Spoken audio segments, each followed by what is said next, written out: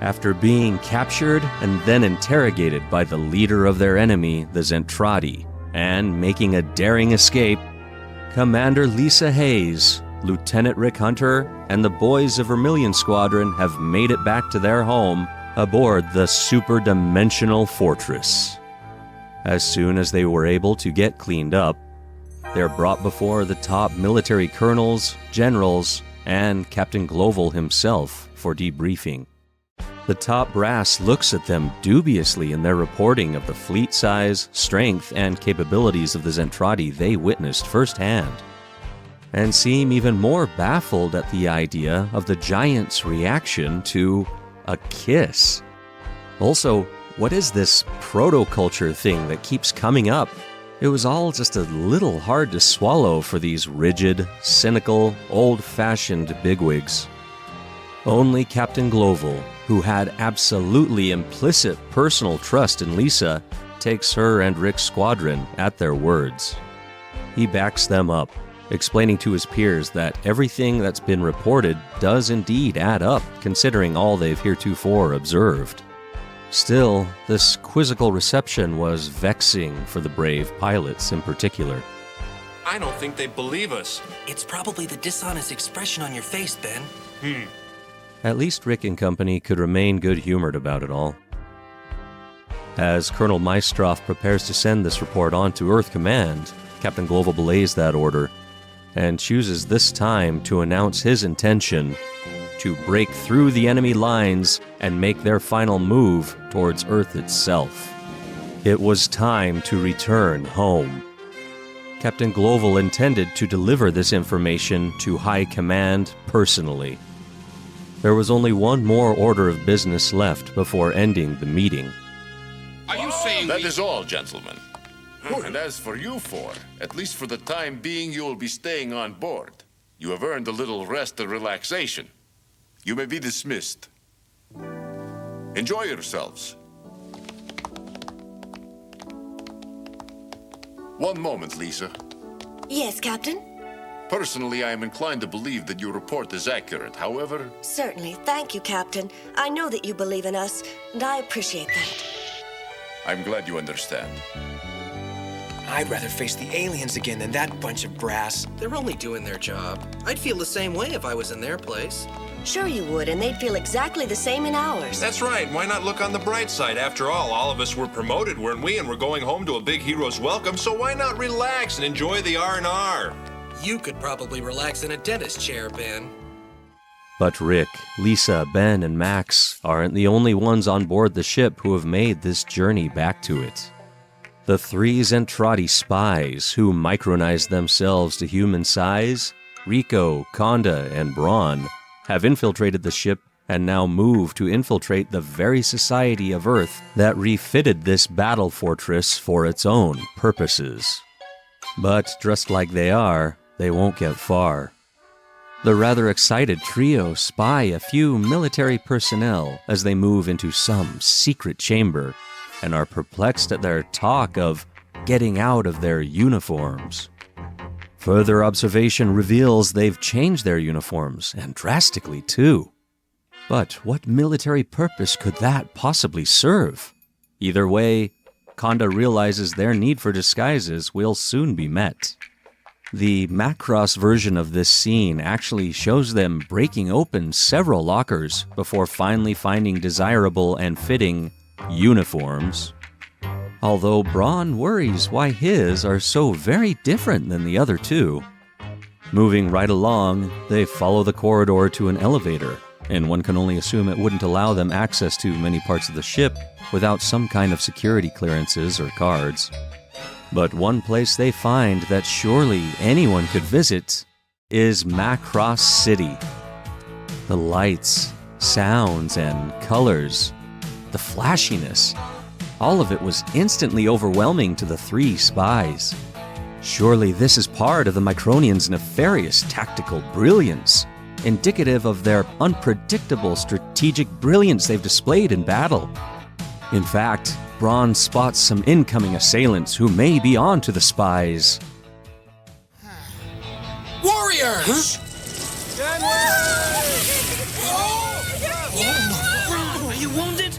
know, but I think they suspect something. The incident does draw unwanted attention at them, especially with Braun looking a bit out of place in his outfit. It's rather progressive of Braun, Rico, and Conda that they see no difference in the fact that Braun's dress doesn't seem any different from any other outfit they've so far spotted. Still, Braun complains about the draftiness of it, and this stirs laughter from the crowd, the attention causing the spies to panic and run for cover. A fella outside the public bathrooms tries to be helpful to the madam headed to the men's room, redirecting Braun. But this all goes terribly wrong for him. In here, quick! Just a second, madam. okay. Nothing doing. Ladies' room to the right. Boy, Micronians certainly are warlike culture. Soon after this incident, and finding a different outfit for Braun, they find themselves crowded into a building for some kind of ceremony. This ritual appears to be in honor of heroic personnel, who the spies recognize as the very Micronians who escaped Britai's ship after they themselves interrogated them. Truly, Micronians are a crafty bunch. As for Ben, Max, Rick, and Lisa, none of them truly want to be put on the spot. But they know such things are good for the morale of the entire ship. Rick is taken aback as Minmei is announced as a special presenter. He hadn't been able to tell her he was home, and she comes out looking and acting every bit the star he knew she'd now become. The crowd falls over itself, adoring her. Minmei begins handing out bouquets to these returned heroes and does ecstatically welcome Rick home, being coy in her familiarity with him, but still giving him a big kiss on the cheek, truly happy he's home. However, that kiss stirs a near frenzy of jealousy among her many male fans in the crowd. And just to not play favorites, Minmei plants a small kiss on the cheeks of Max and Ben as well, telling the crowd they've earned it. Minmei then sings for the audience in this special performance, and they go wild for it. The three spies are almost freaked out at the crowd's behavior, seeing it as some kind of mass hypnosis. But they just kind of go with it, admitting they sort of like how they're feeling in all of this commotion. As Minmei sings, Rick is amazed at watching her live her dream, and yet he feels like she's such a different person already. The feelings he has during this moment are complicated, with his eyes welling up with both joy for Minmei and sorrow for himself. Lisa notices and asks if he's okay, which he thanks her for, dismissing it. He continues to watch Minmei revel in the joy she brings this crowd, even though he wishes that look on her face was only for him. Even though she's supposed to be getting R&R, Lisa honestly feels most relaxed doing her duty. She could hardly wait to get back to her station. Claudia and the bridge relief crew give her a big welcome and decide to toast to her homecoming with coffee, since they're on duty. Yet coffee never tasted so good to Lisa. Sammy, Kim, and Vanessa come in early for their shift too, just to make sure they give Lisa a proper welcome. Meanwhile, Vermilion Squad, knowing how needed pilots are, attempts to go to their duty stations and don't even make it to base. Roy Fokker and the boys of Skull Squadron head them off, and as flight commander, Roy chews them out extremely harshly, nearly making them all wreck as he yells at them, threatening them with charges of insubordination if they don't go home and get some rest. It's all rather silly, and Rick knows what his big brother is up to with this overly enthusiastic performance. And he couldn't love him more for it. Ben and Max agree. There goes a wonderful guy. On the bridge, Vanessa informs Captain Gloval of Zentraedi fleet movements, how they're matching the SDF-1, clearly attempting to contain it. As the SDF-1 maneuvers its way closer to Earth, Azonia is content to sit back and watch, especially knowing of the spies aboard and their special operation. But it seems not all Zentraedi are privy to the fact of this spy operation happening, or at least they don't care. Khyron the Backstabber sees the battle fortress has encroached on the Micronian homeworld and is determined to destroy it before it can reach its destination.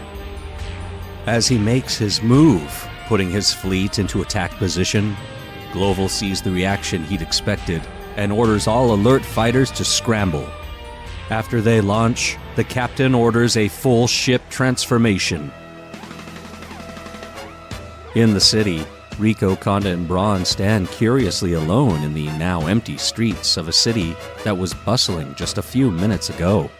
Just as they question what a transformation is, the streets below them rumble and open.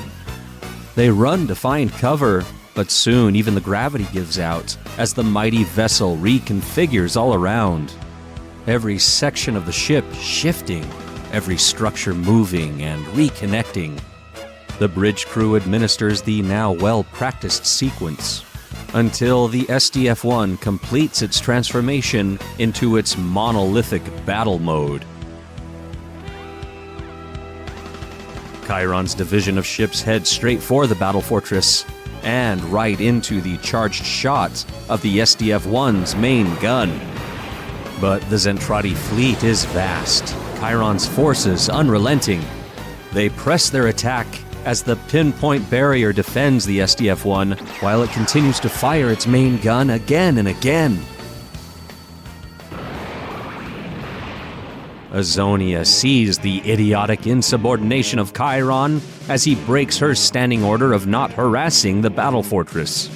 Knowing she can't allow him to destroy the ship, she repositions her own fleet between Khyron's division and the battle fortress, understanding it will open a hole in their position for the Micronian vessel to reach Earth. But it can't be helped. What's the harm in it reaching its insignificant little world anyway? Azonia calls Khyron on the comm to chew him out and show how serious she is about his obedience to her command by aiming the guns of her ships at Khyron's.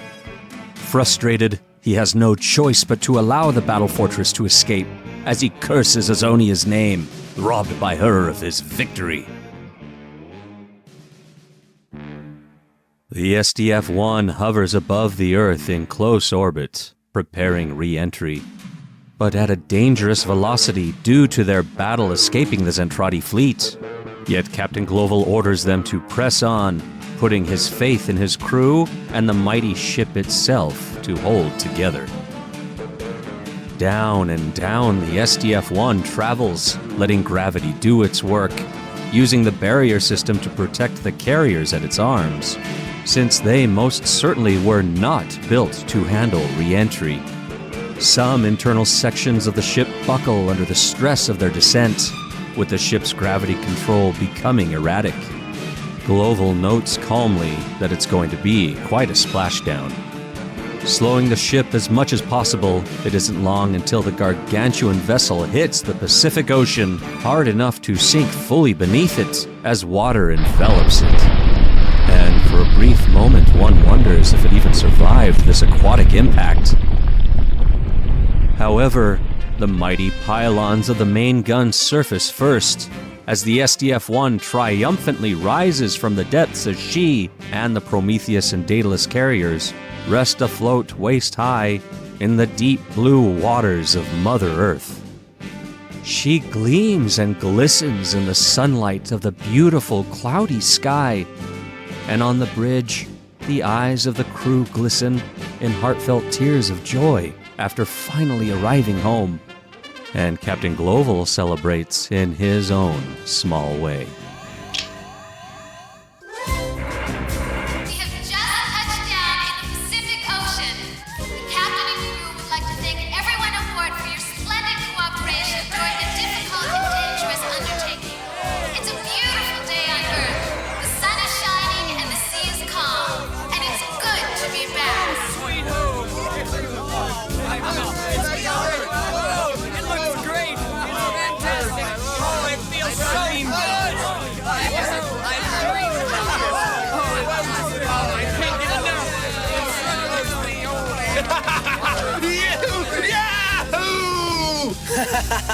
What do you think? He'd make a pretty good acrobat, huh? Yeah, I suppose he probably would, but look at that blue sky, Max. Tell me he's wrong.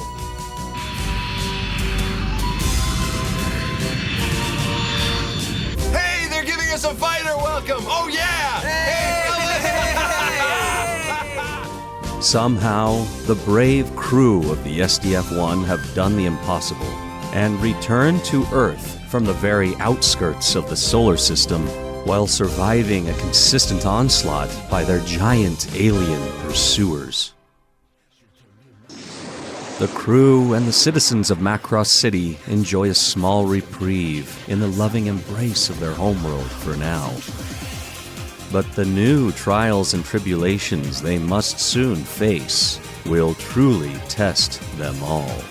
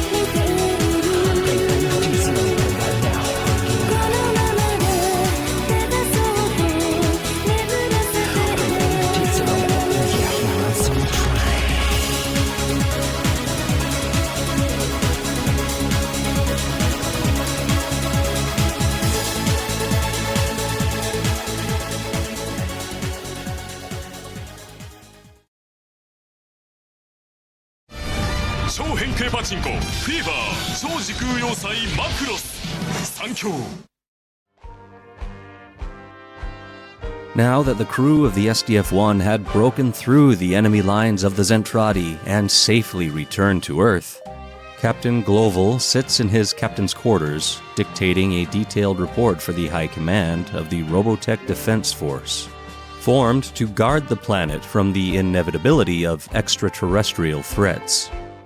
This episode is a little different in the way that it gives an excuse to recap the many adventures of our heroes and villains in this story for any audience coming in late to the game. Such a clip show was handy back in the days of broadcast television, and a standard for most TV shows, especially for anime.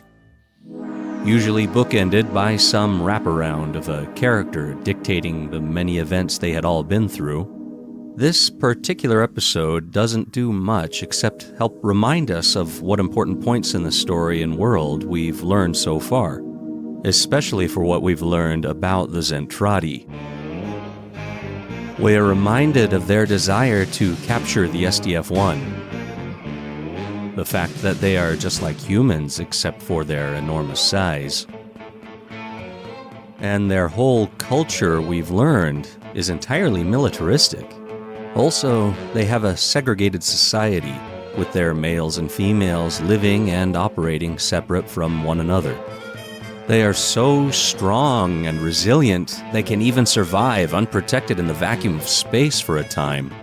And yet, they nearly faint at the sight of something as simple as a man and a woman interacting face to face, let alone kissing one another. In fact, they regard their own reaction to this as some form of weapon being used against them by the Micronians, as they call the humans of Earth.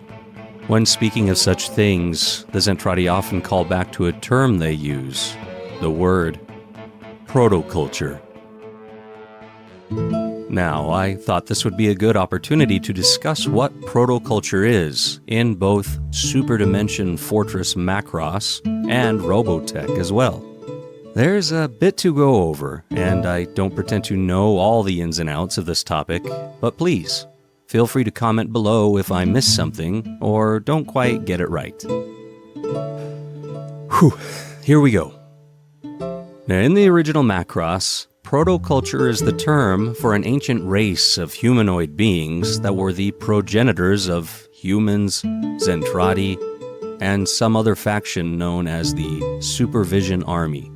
and probably a few other societies as well. For example, the Proto-Devlin, but let's not get into that. The proto-culture were essentially like our Earth culture today, in the way that they had music, art, commerce, love, and war. The Zentraedi, as a race, were genetically engineered by the Proto-Culture Society as a police force, a military fleet, purged of most emotional feelings outside of the more aggressive kinds one would typically need for fighting. Yet, the mnemonic memory of those emotions still existed in the genetic code of these giants. Of course, those emotions still surface upon witnessing the Microns express feelings of love or joy, or the kind of feelings that come from music and song. And, oh yeah, even movies have a certain effect as well, it turns out. So when the Zentraedi of Macross talk about the humans, or Microns, having protoculture, typically they're referring to the aspects of their society and culture which elicit these dormant mnemonic feelings in the giants. Well then, what is protoculture when it comes to Robotech? If there's one aspect that gets a little convoluted in the merging of these separate anime series that make up Robotech, it's protoculture. But it's not too confusing, it's just different from Macross. Eventually in Robotech, we will meet the Robotech Masters. In this series, they are the ones who created the Zentraedi, much like the society referred to as protoculture in Macross. But the protoculture of Robotech is very specifically an endless and dynamic energy source, derived from the Invid flower of life, the germination of its seeds and sprouts emitting this amazing power. These seeds germinate in a matrix, much like a living culture propagating in a petri dish. There's a certain power of creation and change inherent in this culture, hence protoculture. In the novels of Robotech, it's almost a sentient, multidimensional, omniscient entity. James Luceno himself, who makes up one half of the duo of authors under the Jack McKinney pseudonym, even likens it to the Force from Star Wars. But however you look at it, there are many mysterious properties to protoculture in Robotech. Even the Robotech Masters themselves are ignorant of most of them, all but the Robotech Master Zor, who had beguiled the Invid Regis in order to learn the secrets of the Flower of Life. But that's a tale for another time. Suffice it to say, Zor was the only one able to make a protoculture matrix, and knowing of the lust for even more power that had corrupted the Robotech Masters and Zentraedi both, he hid the secrets of protoculture and robotechnology aboard his personal battle fortress and meant to hide it across the galaxy on a tiny remote blue world. And we see how that's turned out thus far. Which I guess brings us back to the reports currently being dictated. Captain Gloval continues his report up to the inclusion of Lisa Hayes' encounter with the leader of the Zentraedi, and her conclusion that outright war with them would mean the end of the human race. They have more firepower than we can even imagine. Well, the situation is extremely critical and drastic measures will... Yes, what is it? I thought you might like some fresh coffee, Captain. Thank you, Lisa. That was very kind of you. It smells wonderful. I did not realize what time it was. There we are, sir. Wow. I never thought I'd see anything as beautiful as this ever again. Yes, I feel the same way. You know, I have a confession to make. Now, it seems a little silly, but I had a bad omen when I took command of the ship, that something terrible would happen. It was a feeling that is very difficult to explain, that something terrible would happen to us, that we would be changed forever. Well, Captain, in a way, you weren't wrong. This ship still has its secrets, Lisa. But what? The captain, his crew, and the people of Macross had come so far to return to their beautiful world. They had learned so much about this enemy who had come to capture the SDF-1, including the knowledge that they could easily destroy all of mankind should they wish it. He had disobeyed orders by bringing the battle fortress back to Earth and would have to answer for that. But no matter what happened when the High Command received Gloval's report, he knew the SDF-1 and his crew were the best chance Earth had to combat these aliens and survive.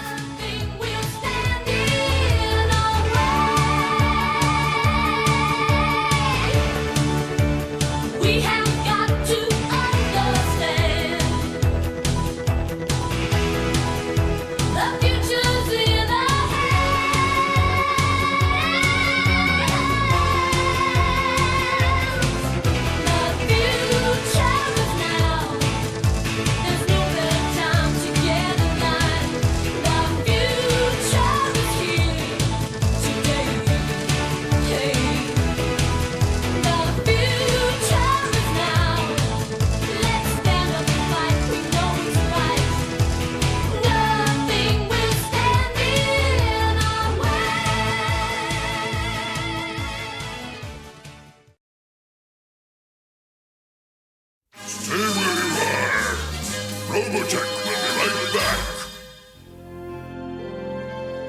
As good as it was to be back on Earth enjoying seaside breezes and warm sun rays, no one on board had exactly been allowed to leave the ship yet.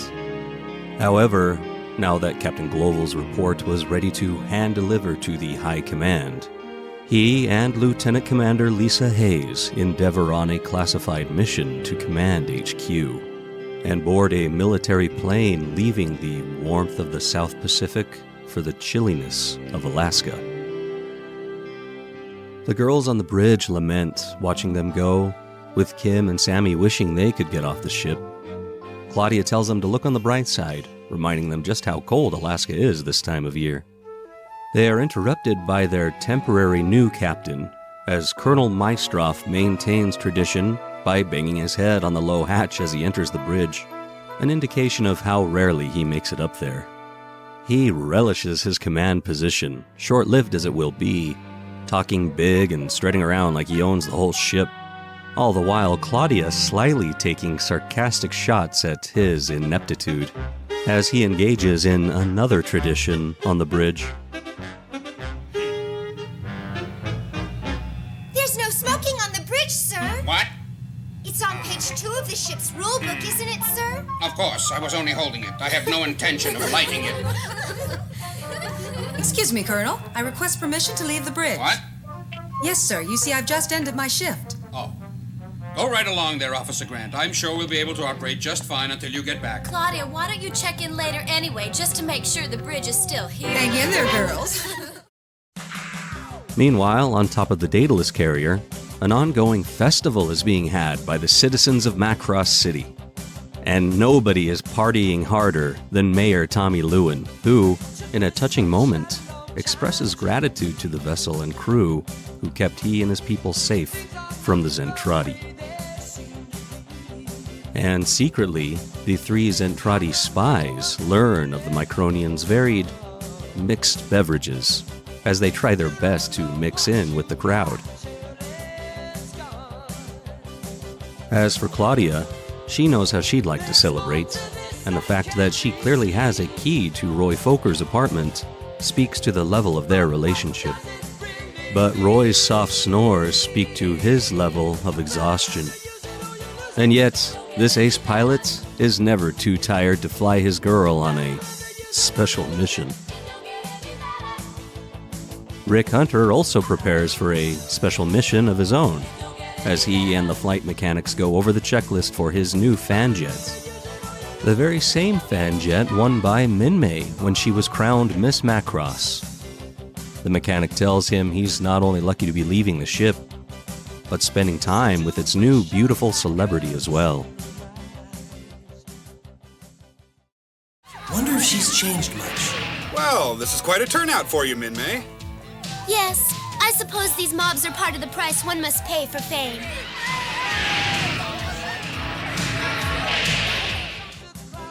Rick is rather taken aback at the pure adulation this crowd is giving Minmei, but is excited for her. As he helps her inside, she comments that he seems so much nicer and more gentlemanly than when they first met. He takes the compliment well, but Minmei's manager quickly gets in his face to remind him just how important his passenger is. Minmei vouches for Rick. After all, there's really no one else she'd feel more safe with. And the manager finally slinks off to let them get on their way. As the fan jet purrs, Rick hits the throttle, and away they go. Rick is elated to be on this adventure with Minmei, but accidentally vocalizes his adoration of her. She almost heard him, but he distracts her with a little fancy stunt flying, just like his good old days at the flying circus. It's then he's met by some familiar fighters out on patrol.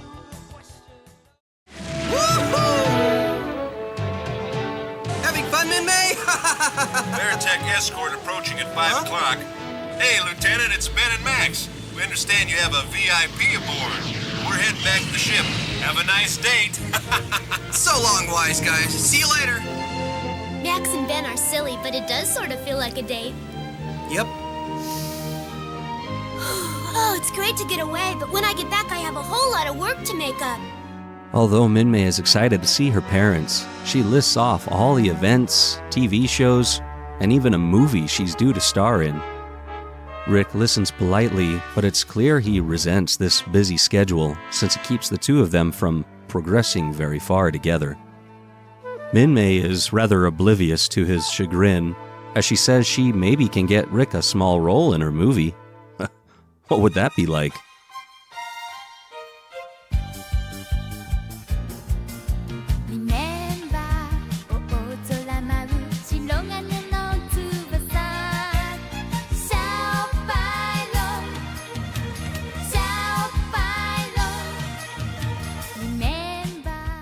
Some other time.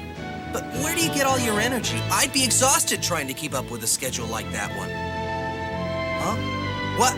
Minmei, are you all right? Speak to me. Well, how do you like that? She's asleep. So much for their date.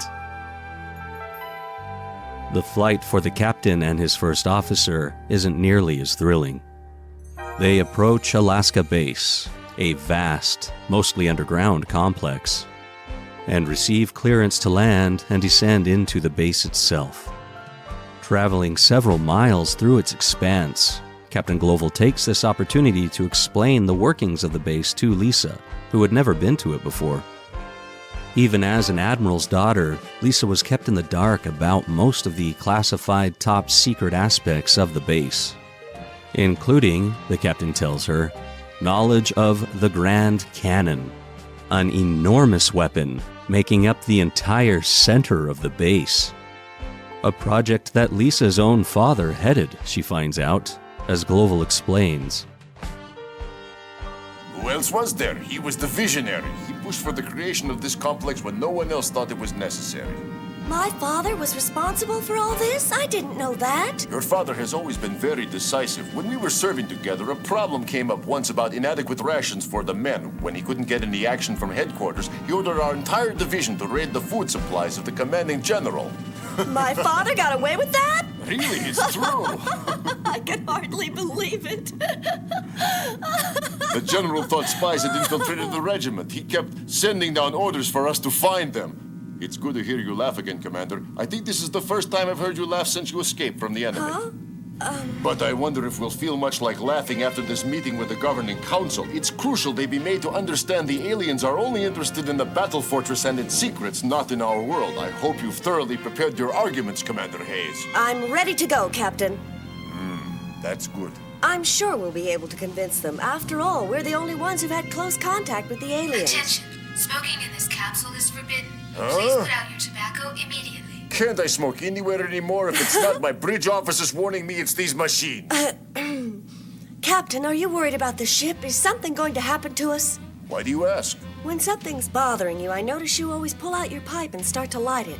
I must confess I'm very worried about this meeting. I'm not sure these men will listen to us with open minds, and it's vital to our future that they do so. What will happen if we can't convince them?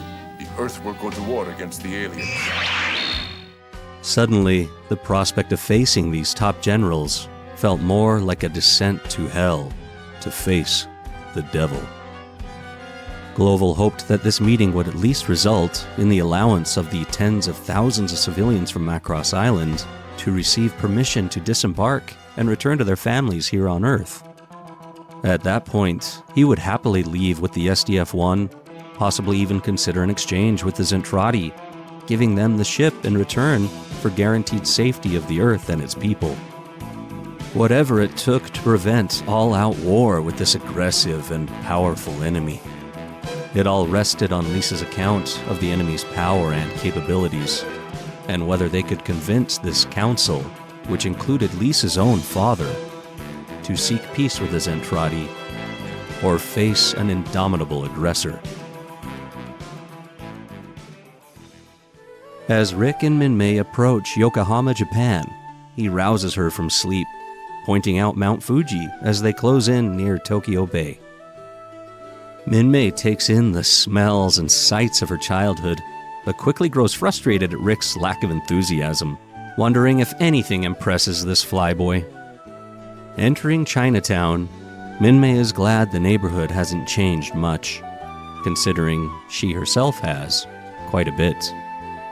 They arrive at the Golden Dragon, the sister restaurant of her Aunt Lena's White Dragon in Macross City. She rushes in, giving a bright-eyed hello to the busboy Chang, who seems very alarmed as he quickly brings Minmei's mother to her. Chang, do you recognize me? Look, who am I? Look, See, Missy, he doesn't Missy, know. he does What? too. Look. Stop Do you pushing me. recognize me? Does that mean you do? Minmei, we were sure you'd been killed. No, I'm home. Oh, I can't believe it. Our darling little girl is home. She wasn't taken from us. Well, I was, but they brought me back. Huh? Back from where, and who's this? This is Rick, Mother. He's the boy who saved my life. Oh, thank you. Thank you, young man. Well, gee, I really don't know what to say. Minmei, Oh, we thought you were dead. If you were alive, why didn't you even try to contact us? They thought she was dead. Rick could now see why he was ordered to keep a low profile with Minmei, despite their special permission to make the ship's VIP celebrity happy. The military on board the ship knew it was extremely important to keep Lin Minmei in high spirits, as she could be the key in making sure their thousands of civilian guests didn't one day become a mob if things didn't go their way. However, at least in the novels, Rick had been ordered to make sure this visit was kept under wraps from the rest of the world, and that Minmei's parents would be sworn to absolute secrecy, but Rick hadn't been told why exactly. He didn't have to be a genius to realize that the rest of the world must think that Macross Island and anyone on it must now be dead. Therefore, he decided he better just sit back and say as little as possible during Minmei's little family reunion. As Lisa finishes giving her full report, this council looks at it as dubiously as the generals aboard the SDF-1 did. She lamented once again losing that video recorder. That was a very complete report, Lieutenant Commander Hayes, but come now, don't you think you've overestimated the enemy's strength by quite a lot? Yes, I can't help but wonder why the enemy didn't destroy the battle fortress if they have the strength, you say. I've already explained why they didn't in my report.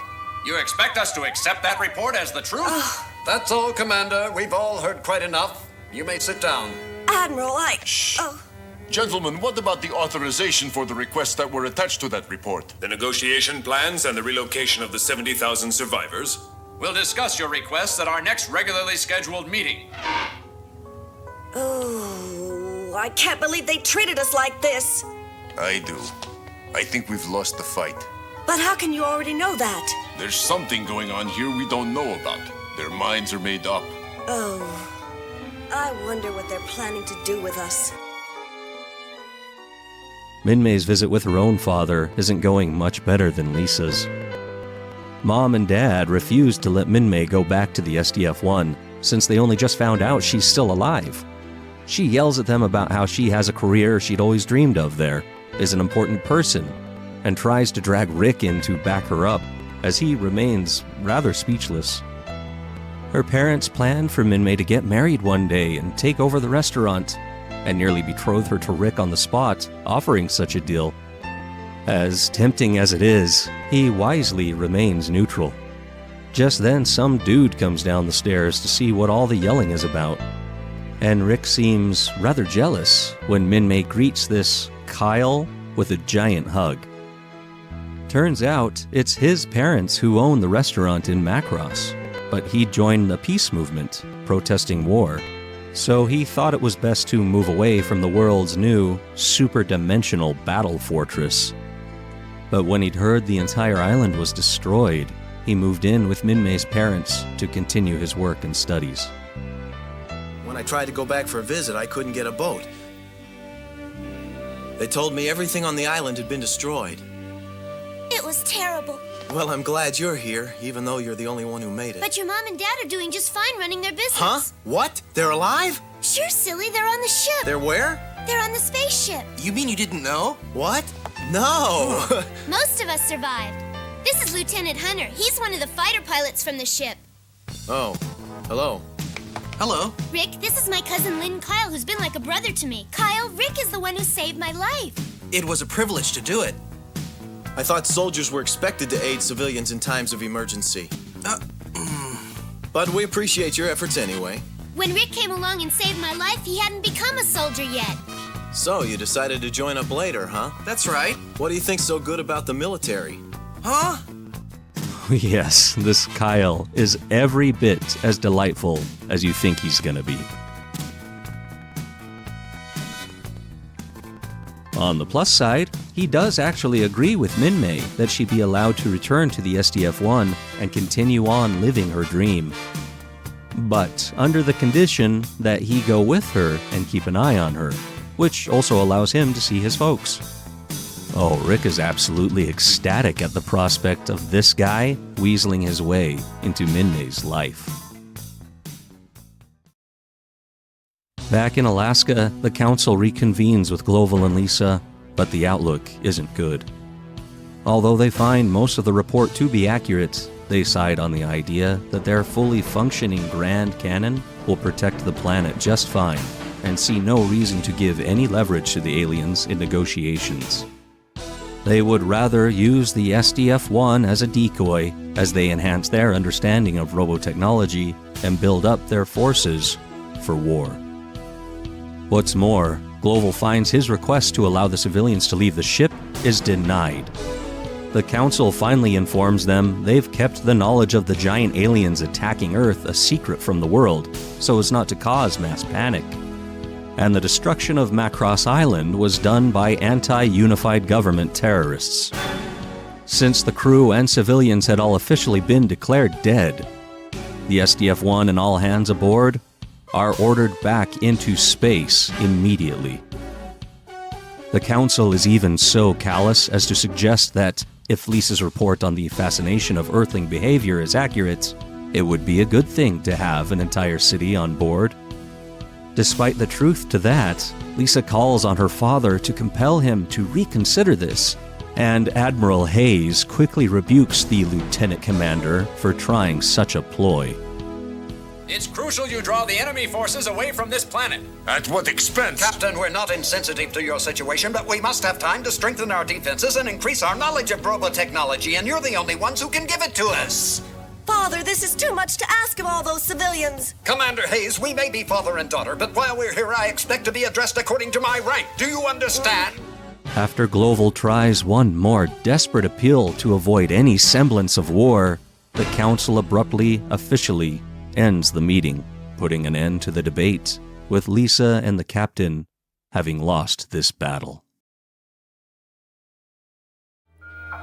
Lisa, wouldn't you like to spend some time with your father while you're still here? As family, I mean. No, sir, I have no particular interest in seeing him right now. I understand, my dear. It is notable that her father does at least try and reach out to her, having passed along a private letter to her before she and the captain head back to the battle fortress. My dearest Lisa, I know that you're angry about my decision regarding the ship, but it was unavoidable under the circumstances. I want you to try to understand and realize that I'm concerned about your welfare. The battle fortress is a very dangerous place, and I'm working on getting you reassigned to another ship.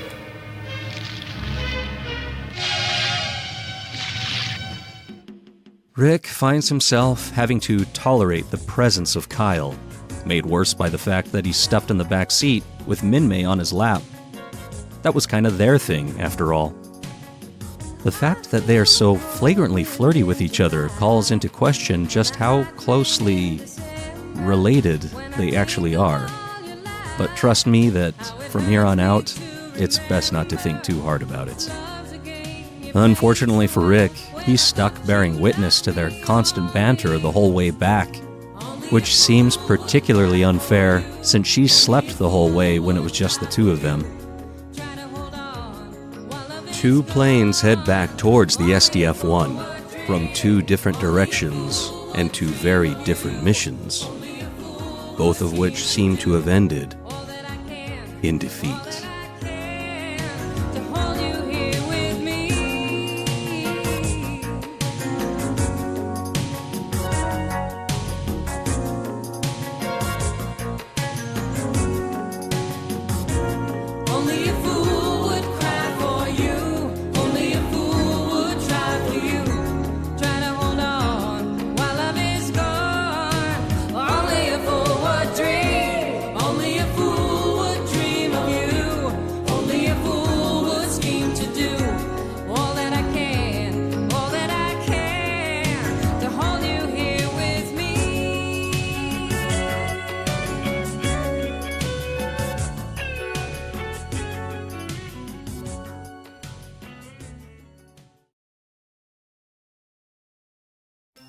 With the decision of the High Command Council to send the battle fortress back into space, along with the 70,000 citizens of Macross City aboard, Captain Global and First Officer Lisa Hayes know they have a difficult task ahead of them in how to break it to the crew. Rick Hunter is facing challenges of his own, as he has to somehow smooth over the fact that he's added one more civilian to the SDF-1's manifest of refugees by bringing back Minmei's cousin, Lynn Kyle. As they make it back to the restaurant owned by Minmei's Aunt Lena, she is absolutely beside herself to see her son. Filled with pure joy and disbelief that he's come home, the emotions spill over to Minmei, and even Rick can't help but feel it a little. You get the impression that when Kyle left home, it was with many ill feelings, especially when you see the reaction Uncle Max greets him with, but Kyle is understanding. However, at least in private, Uncle Max is also overcome with happiness that his son has returned home to him. Still, if even the happy-go-lucky Uncle Max has this reaction upon seeing his own son, it certainly feels like a clue that Lynn Kyle is a difficult person, to say the least. At another dining establishment, Rico, Conda, and Braun peruse the display in the glass case out front, smelling something tasty here and starving, having ran out of their own food supply recently. They found the Micronian ritual of currency and commerce painfully confusing, so they figured they'd have to grab something and run for it. Smashing the glass alerts the proprietor, who looked every bit a warrior wielding her ladle. As Braun and Conda prepare to either fight or flee, Rico grabs what he can, but spits it out. Hey, that's not food. What's the idea? Don't you know the difference between real food and plastic? If you try to eat that, you really must be hungry. Come on inside and I'll fix you something to eat. And I mean real food. Oh. Hey, wait for us! There was something about this invitation, this act of kindness, that these Zentraedi spies warriors in their own right, found stirring. This empathy certainly wouldn't have been shown or tolerated in the ranks of their fleet. Whatever the case, they rush in to enjoy more fine Micronian cuisine. On the bridge, Captain Gloval had the courtesy to tell his most loyal allies among his crew the news before anyone else. And honestly, they weren't taking it well. That's not fair! It's like we're prisoners here. Wait, orders are orders, even if there are a lot of idiots in Central Headquarters who have no idea of what they're doing. But something must be done. Sir, you're not going to accept this quietly. You will change their minds, won't you? Well, Captain? This really isn't helping me, so get back to your duty stations immediately. I do appreciate your concern, but right now I have to break the news to the survivors. But... Excuse me. Can't you... That will be all, Vanessa. Yes, sir. Try to understand. But it's not fair. That's absolutely true, but you can't blame the captain for something that headquarters did. You're saying the captain needs our support now? Is that it? Yes, he does. All this talk isn't gonna change anything, and I'm hungry. Let's all go into town and eat lunch. Yeah, let's go and eat. I'm starving. Kim is probably the most practical one of this trio, knowing that some comfort food can solve nearly any problem. Somewhere along the way, the bridge officers picked up Max Sterling by some unseen happenstance, and why wouldn't he want to join this bunch for lunch? The White Dragon was packed, but it seemed Rick had a table all to himself and happily waves over his fellow officers to join him. Rick fills them in on why the whole neighborhood is here, it being a big reunion for the return of this prodigal son. All the bridge girls are smitten by Kyle's good looks, but they hit Lisa the hardest, mostly because his face and demeanor strike her as being like her deceased fiancé, Carl Weber. Rick grows annoyed at how much all the girls go on about this good-looking newcomer as they take their seats. When Tommy Lewin comes over to greet Rick, Kyle is close behind, politely eager to introduce himself to the mayor of Macross City, as well as Rick's compatriots, all of whom practically swoon at Kyle's voice, while Rick barely hides a grimace. The mayor slyly comments how even Kyle must admit that there are some lovely ladies in the service, even if Kyle dislikes the military, cleverly informing Rick's friends exactly what they may be getting into with this guy. He then excuses himself to see how this all plays out from a distance. I get the feeling the mayor reads exactly what kind of guy Kyle is, and he isn't a fan. Sammy kindly invites Kyle to explain further what the mayor was implying, and Kyle self-assuredly speaks of not liking fighting of any kind, believing it only causes destruction all around. But the way he talks about it almost implies that they only join the military because they enjoy destroying everything. And this does not go over well with Max Sterling, who calls Kyle out on his stance. Rick assures them all he certainly didn't sign up because he just loves blowing stuff up. He did so to defend those who can't defend themselves, and to protect the people he loves. He receives agreement from all others at the table, who now seem disillusioned by whatever attractiveness they initially found in Lynn Kyle. Yet Lisa remains oddly silent. Minmei is aware enough to see this is going badly, and in an effort to keep things smooth, she asks a patron to turn on the TV, knowing a special she'd recorded some days ago was airing. But just as Minmei's music starts cooling the mood and bringing the party back, her special is interrupted by some breaking news. That alone is enough to upset Minmei's many fans in the restaurant, but the announcement that follows is devastating. It seems someone has leaked to the press about the military refusing to let the civilians leave the ship, and though they hope it's temporary, for now it is indefinite. This greatly upsets all the civilians in the room, even little Jason and his mother. Kim and Sammy are also upset, knowing this was not the way to inform the city, unless they wanted an all-out rebellion on board. And it was quickly turning into one. Frustration and anger led to tempers and outbursts as the civilians quickly started blaming the officers in the room. Rick didn't know how to respond, but Lisa was having none of it, reminding the people how the military risk their own lives every day to protect them.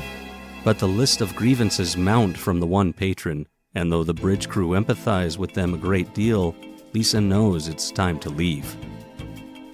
One customer grabs her arm, demanding answers, and Max Sterling demands this fella take his hands off Lisa. The customer answers with a fist, which Max dodges and answers back. The dude falls like a rock, but the damage is done, the fire is lit, and it all quickly flies out of control. Rick and Max show that Veritech pilots are still well trained in hand-to-hand combat, easily taking out their fair share of ruffians. It all spills over toward Kyle, who, although he's a pacifist, decides he can't abide this behavior in his family's restaurant. Things continue to escalate as the very neighbors who came to welcome him turn on Kyle, which alarms Lisa, but Kyle calmly and coolly goes full Bruce Lee on his assailants, having no problem in dispatching every challenger, even as Rick and Max find the mob is taking their toll on them. Kyle expertly flies around his opponents until everyone who was riled up are now down on the ground. Rick and Max try to catch their breath and nurse their own wounds, but it's Kyle that Minmei runs to in concern, the only one still standing, looking completely unharmed. Rick just can't believe it, and even Max is kind of upset for his buddy. Max's intuition goes beyond his amazing piloting skills, and he zeroes in on exactly what kind of guy Lin Kyle is. Hey, you're a pretty well-trained fighter for someone who doesn't like to fight. It was just something that had to be done, I guess. I'm sorry. Are you all right? Oh. Oh. You're bleeding. Huh? Here, maybe this handkerchief will help, okay? Oh, don't bother. I really don't want help from any of you people, but thanks anyway. I see. That's right. Kyle doesn't really like servicemen. Let me help. It's a bit of a catty moment between Lisa and Minmei, as Minmei's possessiveness peeks through. But even Lisa is surprised at her own desire to help Kyle, and just how hurt she is by his rejection. As Rick and Max see how blatantly Minmei is doting on Kyle, they just can't believe this guy is for real. In Earth's orbit, Azonia's fleet stands by, waiting eagerly for the spies on the battle fortress to finish their work and return. But Khyron is out of patience and launches the front end of his personal attack cruiser out on his own unsanctioned mission.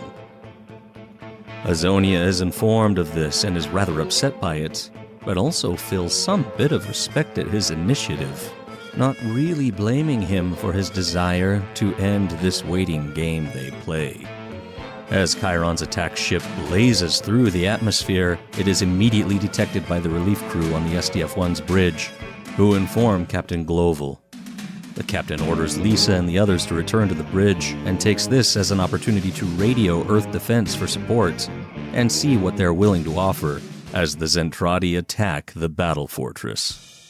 The Earth Defense Command does indeed detect Khyron's ship, but their offer of support is rather flaccid. They launch a salvo of missiles with conventional warheads at the incoming Zentraedi vessel, just enough to show Gloval some support, but not enough to attract the enemy's attention. Kim informs the captain of the missiles launched, and Captain Gloval reads that message as it is from High Command, knowing they're hanging him and the SDF-1 out to dry. They are on their own. Claudia notices Lisa having trouble concentrating, teasing her that maybe she can't get that new guy at the restaurant out of her head.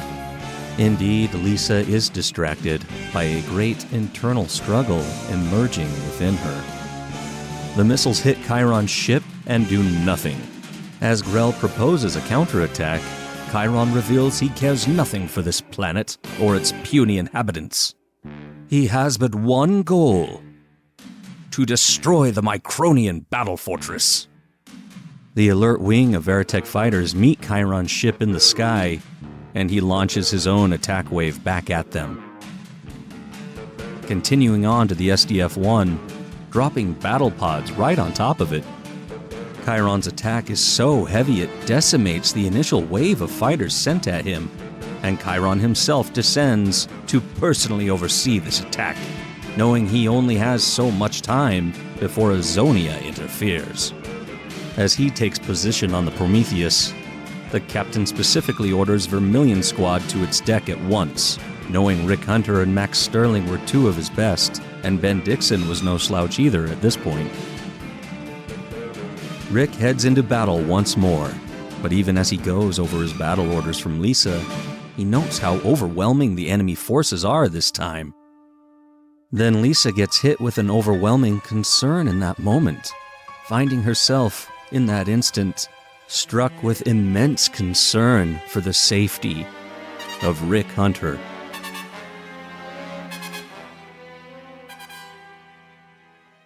A battalion of Spartan-class destroids bravely defend the Prometheus and give as good as they get, but Khyron's forces don't let up for a minute. Rick and his team have no end of choices for targets, as Lisa tries to effectively coordinate where they're needed most.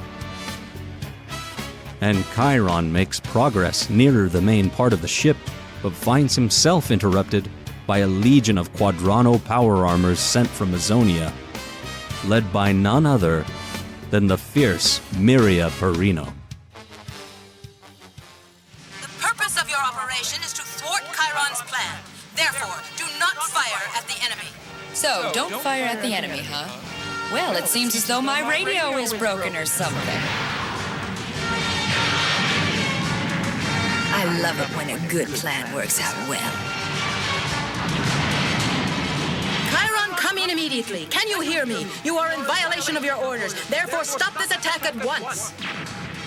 Violation of my orders? But I haven't done anything to these miserable Micronians. At least, not yet. In the centuries to come, if any of them are left alive, they will speak with terror the name Khyron. Don't joke with me. Turn back. All right, men. Cease firing. We're heading back.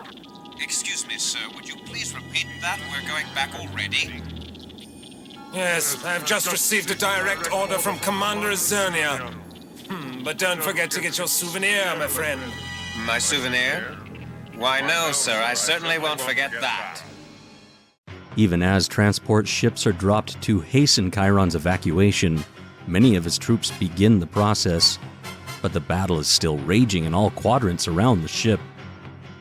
Then Khyron's own attack ship rises out of the water, but not in retreat. It moves to engage with the SDF-1 directly. Vanessa alerts the captain, and knowing there wouldn't be time to clear their fighters out of the way of the main gun, he instead has Lisa prepare her patented Daedalus attack maneuver to destroy the ship once it's in range. The battle is intense for Rick and his team, especially with this new group of green armored fighters that have joined the fray. Despite being knocked down by one of them, Max and Ben assure Rick they're A-OK, and Rick has them regroup as he leads them in a counterattack. They cut a swath through the Zentraedi, and even Khyron takes note, recognizing these fighters from a previous encounter. Rick is locked into the green armored Zentraedi from before, determined to end it and not let it get the jump on him or the others again. Miriya, inside the armor, allows Rick to chase her, daring him to catch her. As Khyron's ship prepares its kamikaze run at the SDF-1, taking everything they desperately throw at it, Claudia coordinates the distance and timing for the Daedalus attack, ready to tell Lisa when to strike. Lisa's internal battle continues to distract her just enough that she misses the moment to engage the attack. She still initializes it, but the trajectory is off, and although the mighty Daedalus still bashes its way through the Zentraedi cruiser as if it was nothing, the end of it punches through the top dorsal section, right near where Miriya and Rick engage.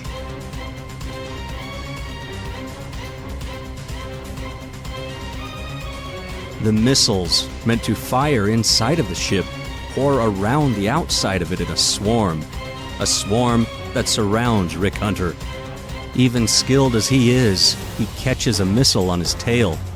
And to make matters worse, Miriya faints, allowing Rick to come around under her, and she blows his Veritech out of the sky. Rick's auto-eject, the only thing saving him from this deadly attack. The ship is still obliterated as the missiles find their targets, and the SDF-1 pulls away as it detonates. Claudia announces the success of the operation despite its snafus. As Khyron moves through the water to his transport, he curses the Micronians for destroying his ship and evading destruction once again, all while Azonia mocks Khyron in his failure. The Zentraedi continue their retreat, but the captain orders his forces to stand down and not pursue. Lisa quietly holds in her shame, frustration, and sadness, even as Global stands up to leave the bridge. Still, he can tell something's wrong and commends her on a job well done. She thanks him in a trembling voice, barely holding back tears, and Claudia notices, gravely concerned for her friend. As Lisa sits in her own quarters, the words of Lin Kyle and his anti-war sentiments roll over in her head again and again, resurfacing many long-buried sentiments of her own, sparked by her fiancé Carl long ago. Sentiments she'd buried, imprisoned deep within her, underneath convictions of her own military service and dedication to the armed forces, her father, and his beliefs. The fact that Kyle somewhat looked like Carl Reber wasn't helping her gain control of this confusion. But what was even more confusing was how much she was worried about Rick Hunter. She'd heard his transmission over the radio. Lisa, this is Rick. I'm in direct line of our missiles. She knew he was still alive and had ejected, but was also in critical condition. And not only did she feel responsible, knowing it was her own mistake and distraction that put him there, she found herself caring for him, almost desperate to see him pull through. She'd had no idea just how much she'd cared for him until this moment. Rick, oh, Rick. Oh, I didn't know. I just didn't know. Oh, please don't let him die. Roger, 299er. I have shoot in sight, but there is no movement. Repeat, no movement. Oh, there he is. I see him now. We're going in for a pickup. Rick was in bad shape and rushed to the finest medical facility, which happened to be in Macross City. As they wheeled him into the operating room, there was no way to know if he would make it through the night.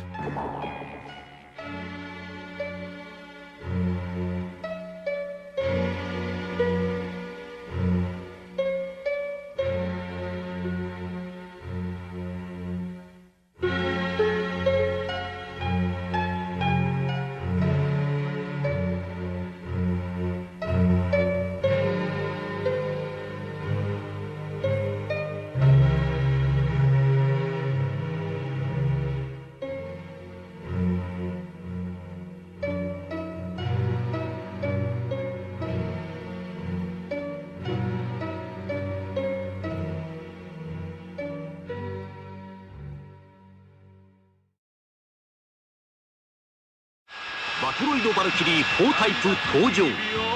ガオークバトロイド、時間と空間を超え宇宙を駆け巡る戦士たち。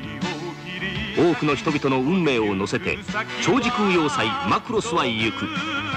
マクロス要塞艦発進。トランスフォーメーションマクロス強行型。ニューラインナップ次々に登場。今井のプラモデルマクロスシリーズ。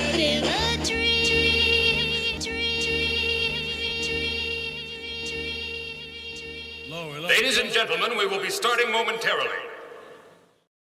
Lieutenant Rick Hunter, multiple lacerations, concussion, and minor fractures, causing temporary encephalographic irregularities, no internal damage. We will continue to monitor. Probable symptoms of delirium. As Rick struggles to stay alive, we enter his mind, deep into his subconscious, his dreams revealing his innermost thoughts and desires.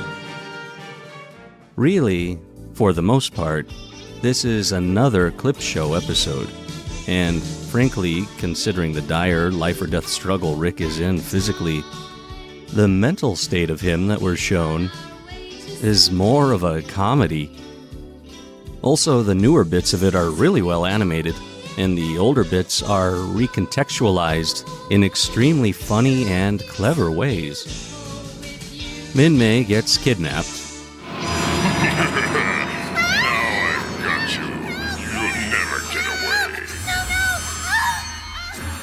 Mine now, my dear. You shall sing and dance for me alone. Hang on, Minmei. I'm coming to get you out of there. Hurry, Rick! Oh, please, hurry! Vital signs stable, although delirium appears to be continuing. And Rick, as well as we, the viewers, realize that a good deal of Rick's recent life has been spent either rescuing Minmei or inadvertently protecting her, that being the main reason he joined the Defense Force to begin with. In fact, in Rick's rather obsessive subconscious, the existence of the RDF is solely to keep Minmei safe. But we also see in his subconscious how incredibly insecure Rick really is, as we see in his dreams him being shot down again and again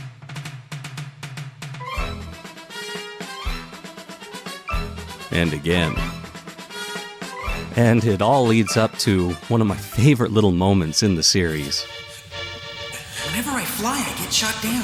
But now I can save her with this magic bicycle. Attention! Corporal Rick Hunter was shot down this morning while attempting to fly a bicycle. Also, in the beginning, we find Lisa standing in the way of Rick successfully rescuing Minmei. In fact, we see a few of the women in Rick's life berating him, laughing at him, and we realize how unsure of himself he truly is, deep down.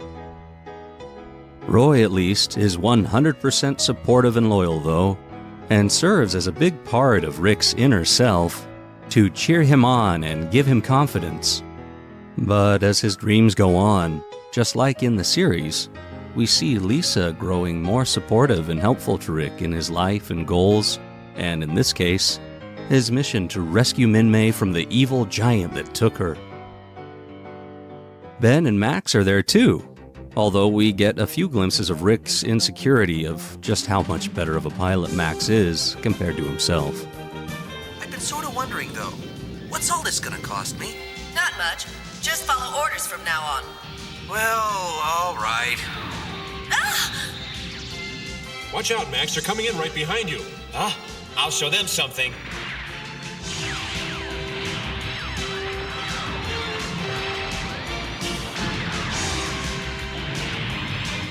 Unbelievable! Wow! He's terrific! As Rick's condition begins improving in the real world, his dreams bring him closer to Minmei, as we get to relive a lot of the adventure he and his friends went through when they were captured by the Zentraedi. Except this time, some of the more silly aspects of it are called out a bit. Aw, come on, someone's bound to notice. Well, if anyone does, it'll be too bad for them. Here we go. Here we go where? Well, let's try down this way. This all leads directly to all the time he spent with Lisa throughout that ordeal. And he even kind of realizes just how much he's been thinking about Lisa lately. But with her help, he's finally able to find Minmei in the furthest reaches of his dreams. And every moment here is rather revealing. Corporal Hunter, you're risking your life. Are you in love with this girl?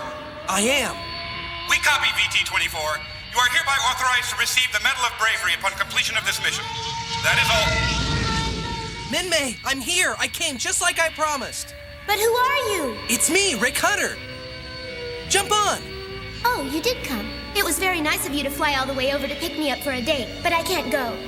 You mean you won't come? Well, why not? Lynn Kyle told me I couldn't go out with soldiers. Lynn Kyle? I hate soldiers, so she can't go out. Minmei, you let him control you? He is my cousin.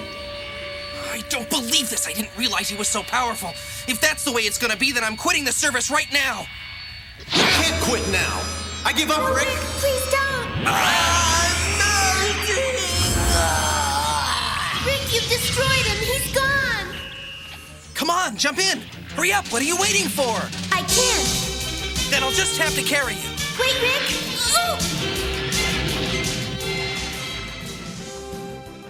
He did it! He found Minmei, and now they can fly together and be together forever, and everything is gonna work out perfectly.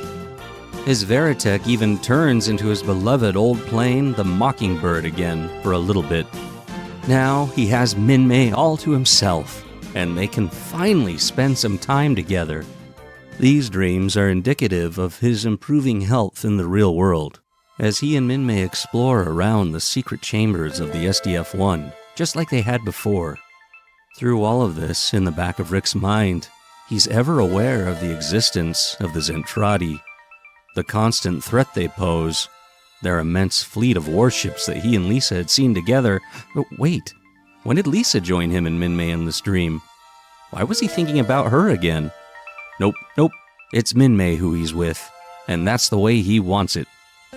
His dreams lead to a heart-to-heart with Minmei, where he can finally confront her about choosing her career, her dream, over anything to do with him. I don't have time for a boyfriend and a career. It's too much. I thought you'd say something like that, so you'd better know there's another girl that I'm starting to like. Huh?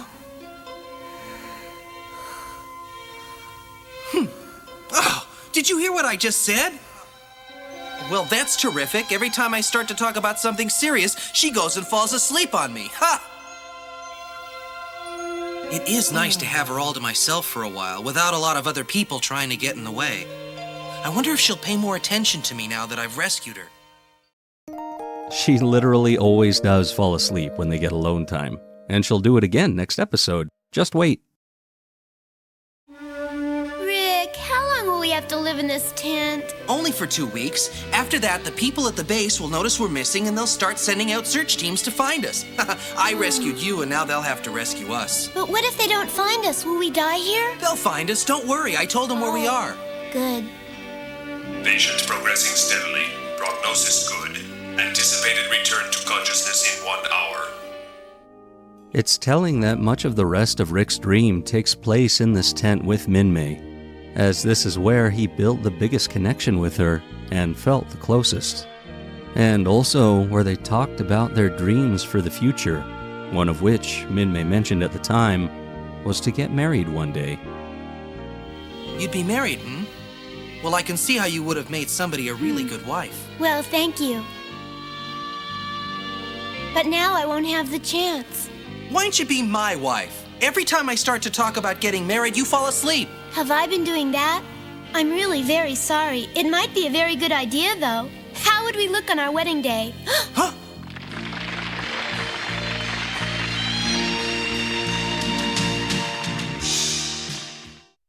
Rick then relives in his dreams the pretend wedding he and Minmei had, but their conversation is very different. She tells him she doesn't want to give up her career, but he counters with the fact that he doesn't know where the military will station him. That just makes her bring up Lynn Kyle again, and how he'd warned her never to date soldiers. Rick concedes that maybe they do just live in 2 different worlds now, and this phantom of Minmei in his mind relents, saying maybe there is some way they can work it out. Oh, that's all he ever wanted. But when he goes to kiss her, the entire dream changes, his surroundings change, even the girl he's kissing changes. He's so confused. But it's like his dreams are trying to tell him something, teach him something, impress upon him his true path in life. It's all enough to rouse him from his coma, from his sleep, as he reawakens in the hospital to a bright sunny day. As he realizes where he is, the dreams and the answers they entailed are already fading away. But at least he's alive and well, if not fully recovered. Yet those wounds will heal. The emotional wounds he will soon endure, though. will cause suffering like he's never known.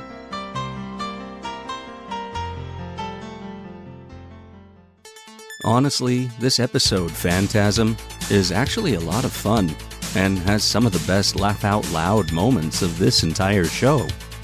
On top of being a brilliant exploration inside the soul of our story's main hero. And it's a good thing we've had a few laughs, as some of these heroes must soon say goodbye. It's really hard to say how long we have to live with our insanity. We have to pay for all we use. We never think before we light the fuse. Look up, look up, look up. The sky is falling. Look up, there's something that you have to do.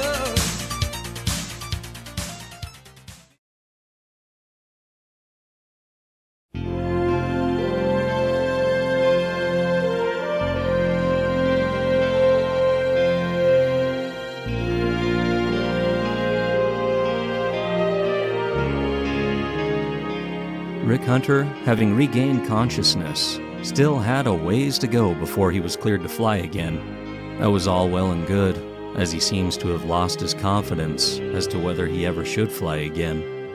A smiling nurse, whose bedside manner was just the right amount of sarcastic, bossy, and kind, warned him that there were still some tests they had to run, and also mentioned that he'd heal faster if he'd cheer up.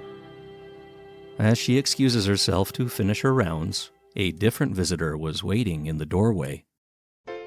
There was a time Lisa Hayes would be the last person on the ship Rick would want to see, and a time he'd be the last pilot she'd visit. But Rick couldn't help but feel this was a very pleasant surprise, that the lieutenant commander would come all the way into the city, and with flowers no less. Huh? Well, look who's here. Hey, why the long face? Did you come to bury Caesar? Hello, Rick. I came to say that I'm sorry. You came up here to apologize? To apologize for what, for Pete's sake? For your being in here. We both know that it was my instructions that were responsible for your being seriously injured. Lisa, you weren't responsible. I have no one to blame for this but myself. I'm here because I made a mistake in judgment and for no other reason, okay? Thanks for your generosity. What's happened to that old command confidence? This isn't like you at all. No, Lieutenant Hunter, I don't suppose it is at that. Anyway, I said what I came to say. Now I have to get back to my duties on the bridge. Get well. Thanks, Lisa. Will you come see me again? I don't think so, Lieutenant. I'll be too busy. Huh. Man, women are complicated. At least Rick sure thought so. He hoped she knew he truly didn't blame her for what happened in that battle, but he could never have guessed the reasons it happened to begin with. He wouldn't know all the inner turmoil she currently carried. One person who could see it clear as day was Claudia Grant. She had only guessed that it was Lieutenant Hunter that Lisa went to visit, but Lisa absent-mindedly confirmed it. Claudia encourages Lisa to go ahead and not be shy about it, reminding Lisa how things were very much the same with her and Roy in the beginning. Lisa's biggest concern is knowing Rick's heart is somewhere else, and she's sure he doesn't return her feelings for him. So Claudia advises that Lisa admit to herself that she's in love with Rick Hunter, and then tells her it's okay to be vulnerable about it and let him know her feelings, though she says it in a very old-fashioned way. As Captain Gloval enters the bridge and asks for a status report, he can tell he walked in on an important conversation, wondering if there's anything he should know. Stop moping and smile more often. Captain? I want to be informed the moment we have completed supply loading operations. Yes, sir. Yes, sir. It has already been so ordered, Captain Global. Is there anything else that I should know? Nothing of any particular importance, Captain. I was just briefing Commander Hayes on military procedures of quite a different nature when you arrived on the bridge. Well, it's unlikely we'll require any hand-to-hand combat expertise, but carry on. Henry J. Global wasn't born yesterday. He could tell what was going on. And I like that he's so discreet and kindly about it, leaving them to their military procedures, as Claudia put it. Minmei was playing on the radio in Rick's room. Really, he may not have listened to her by choice, but her songs were basically everywhere on the ship these days, and hearing her was helping him sort out his weird dreams about her, but also kinda helped him wallow in his self-imposed misery. Yet he completely perks up when he sees his big brother barge into the room, dragging along a couple of stray squad members who missed their squadron leader.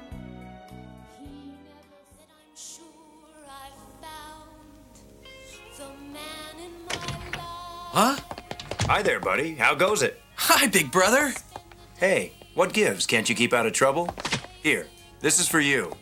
Roy thought of everything, not only bringing Rick's other buddies along with him, but he knew how bored he and other pilots get when they're laid up in the hospital. Knowing Rick would need something to occupy his time, he brought him a model plane as a gift. And not just any model plane. It was a Fokker biplane. I think a D-7, a World War I craft sharing Roy's namesake. I love that he just tosses the plane onto Rick's lap and immediately leans into giving him a hard time for being a big loafer laying around in bed. Ben hears Minmei on the radio and turns it up, but hearing her more, Oh, can it? clearly quickly sours Rick's mood.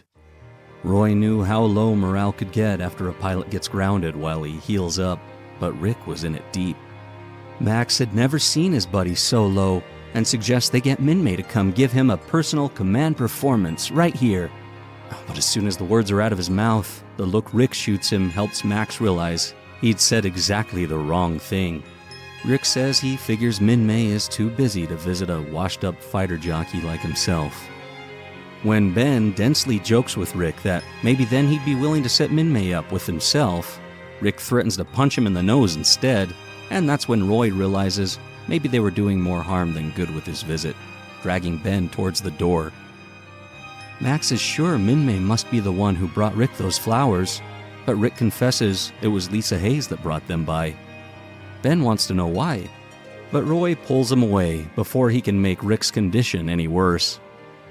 Max really just wants to help Rick out, and he remembers, well, walking in on Rick and Lisa that one time, and sort of hints that maybe it's a great thing that Lisa brought by those flowers, you know? It's gotta mean something. But all of this makes Rick lock up. Max can see he'll do no more good here, but good-naturedly salutes his squad leader and wishes him luck getting better soon. As they walk down the street, Roy is thinking out loud, knowing that if they can't help Rick lift his spirits soon, he'll be in that hospital for months. Poor Ben just wants to know how he can help, but Roy probably figures Ben has helped enough. After making a phone call to the person on the ship who seems to know everything going on everywhere inside it, he meets her at the best cafe in Macross. Claudia just wants to know if this meeting is for official business or personal. This time a little of both, perhaps. All right, then. Since you inquired about Minmei on the telephone, it leads me to believe that's what the official business is all about. At least I hope so. It is about her.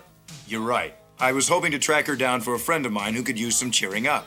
Well, you came to the right place because I happen to know that she's working on a motion picture. Great. You'll find her on the set every day. Now, can we get to the personal part of the conversation, Commander Fokker? Sure.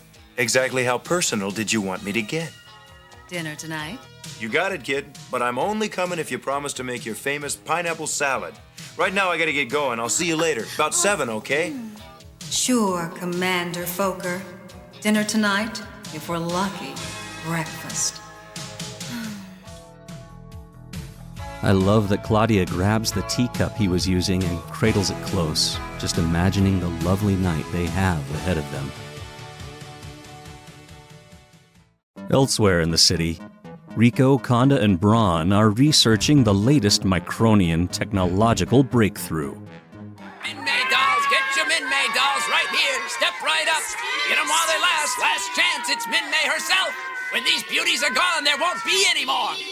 They're not available in any store. They dance and sing just like the real Minmei. Battery's not included. Wouldn't you love to have one for your very own? I'd love to have one for my very own. It's Robo technology. We must seize one of them on my signal. Now! Hey, watch the table. Don't push. Take it easy. Ah! Grab it. Busted hoodlums.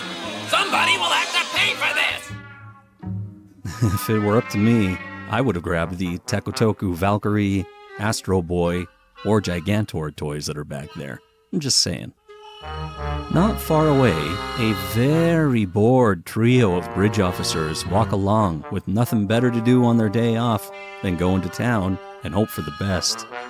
Eagle-eyed Vanessa is the first to spot a trio of dudes coming around the corner, acting very suspiciously. Being entranced by their latest bounty they've just snagged, Rico and the boys don't notice Sammy, Kim, and Vanessa until they're right in their faces. The girls are kind of intrigued by how weird these guys are acting, and tease them for how obsessively they're poring over that Minmei doll in their hands. As Vanessa asks sarcastically what planet they're from, acting so strangely, the spies are aghast. Feeling on the verge of being discovered, they nearly panic, saying they work across the street. Right over there. Do you mean you work at the disco? Yeah. We go to the disco all the time. I wonder why we've never met any of you over there before. What is a disco anyway? Hey, I've got an idea. Why don't we all go over there together? What a wonderful idea! Yippee! I want the big handsome one. Oh, come on with me. Can't we talk this over? Huh? Do you suppose this disco thing is some sort of Micronian method of torture? We must perform our duty. Right. No matter what terror was in this disco, these Zentraedi warriors would face their fate bravely. And at least Sammy, Vanessa, and Kim weren't bored anymore. If only they knew the wild time they were now in for. In space, within Khyron's ship, which was now missing the front quarter of it, having lost it to the Micronians recently, he found himself enduring mocking from ace pilot MIRYA PARINO. She was having a wonderful time pointing out how these puny Micronians have humiliated Khyron time and time again. The frustrated Khyron knew she was just simply ignorant of how crafty these creatures were and throws it in her face. Just whom do you think you are? I am the finest combat pilot of all the Zentraedi forces. Your ego is going to become the cause of your ultimate destruction, Miriya. Just as yours caused you to be down in the Micronian Sea and made you an object for ridicule to all those whom you command, Khyron. I can see that because you have never faced a worthy opponent, you believe you are something special. But take care, Miriya, for there is one aboard that alien ship whom you cannot best. So, an ace aboard the SDF-1. Interesting. I'd like to meet him. Whether Khyron meant Rick Hunter, whom he'd gone toe-to-toe with and possibly seen at the Battle of Mars, or Khyron had actually meant the blue Micronian fighter who had reputationally downed many a battle pod, it isn't clear. But Miriya's desire for a worthy challenge, and her intrigue of finding one among the fleet of Micronian fighters, was very clear indeed. Roy found his way onto the set of the movie Minmei was starring in, and nobody seemed to be stopping him. I suppose there wasn't a terrible amount of security needed inside the ship, which spoke of the way the citizens of Macross truly look after one another. And who would question a decorated soldier who seemed to have business on the lot? Roy finally spots Minmei, who is happy to see him, and she rushes down the stairs to greet him. His charming hello, as well as his uniform, does not go unnoticed by Lynn Kyle. Minmei excitedly points out her cute hair and wardrobe work they'd done on her, but also asks about Rick. Surely he came too, and must be hiding somewhere? That's when Roy mentions to her how Rick isn't seriously hurt, but he is in the hospital. She shouldn't worry, but Roy knows that a visit from her would be worth more than all the medicine in the world. Their familiar way of speaking is upsetting to Kyle, as he'd rather not have Minmei speaking with anyone in the military, or possibly any other man for that matter. So that's why you're here. That's right, Minmei. I think you should come and see him. Of course I'll come. If it weren't for Rick Hunter, I wouldn't even be here to talk about it now. That a girl, and I'm sure he'll be real pleased to see you. Commander. Huh? If you're through wasting Minmei's time, I wonder if we could get back to work. Of course. Hey, we need you on the set, sweetheart. Coming! Bye, Commander. Bye. That's a charming fellow. Well, if that girl doesn't give Rick's spirits a lift, I don't know anything that will. Commander Foka, come in, please. Yes, what is it? One enemy ship is headed this way and closing fast, Commander. Captain Global has given the order to intercept. Message understood. Have Sterling and Dixon stand by just in case I need them to accompany me. If this is a full-scale assault, I don't want any unpleasant surprises. Acknowledge? Yes, sir. They have already been informed. I read you loud and clear, Base. I'm on my way.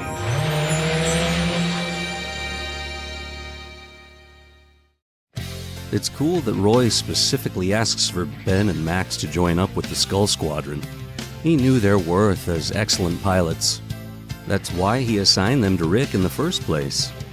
But his instincts, sharp as a tack after countless battles, told him their skills would be especially needed for this battle.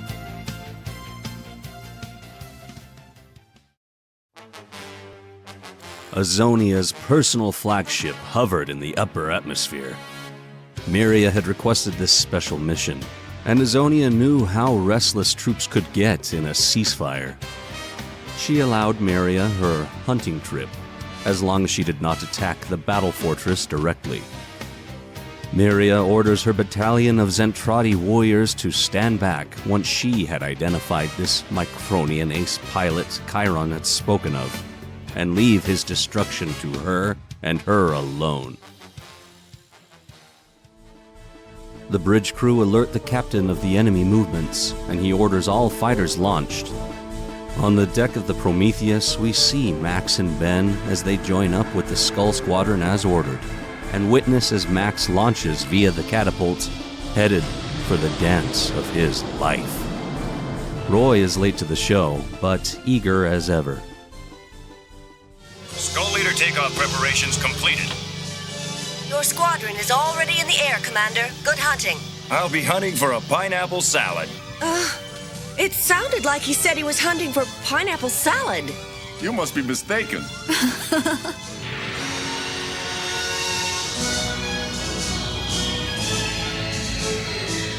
At last, our commander arrives. No cracks, Hotshot. We're gonna have our hands full, so just keep your eyes open and your trigger finger ready. You got it, Lieutenant. Affirmative, sir. Okay, heads up. There they are, you guys, at 11 o'clock. Let's go get them. Attack! Attack! Now, where is this great enemy ace that Khyron fears so? The pilots of the SDF-1 knew these green alien power armor troops could be nimble and fierce. As intense as the battle quickly became, Roy quickly dispatches the first of many targets in this dogfight. Max Sterling had already been set loose of his wingmen, they knowing it's best to give him room to do his thing high above the clouds. A Quadrano launches a circus of missiles at his blue Veritech, which he rolls to avoid, exploiting his fighter's mode changing to perfectly move around the missiles and swiftly destroy the Zentraedi who launched them. As he finds even more targets, ending them just as swiftly, his aerial abilities catch the eye of Miriya, who determines from his kill count racking up that this must be the Micronian warrior Khyron spoke of. Now you die. She zigzags through the sky in her approach to him, nearly clipping him as they move back and forth around each other, evading missiles and bullets alike, neither one landing a hit. Miriya is already impressed, commenting on what a devil she now fights. She leads Max along as he opens up full throttle to chase after this green nightmare. None of his shots connect, just barely missing it. And as Miriya returns fire, Max switches modes to move away until he can gain an advantage.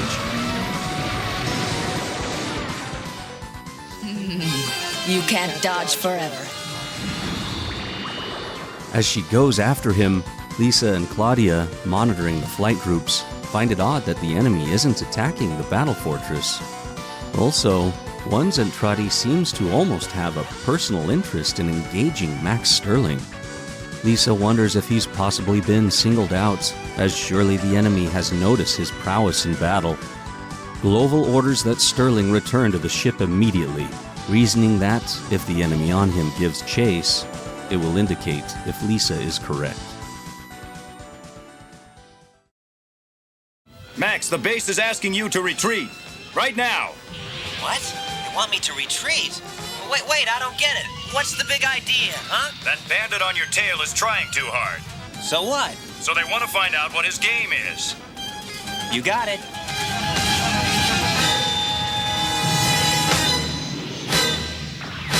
Now we know.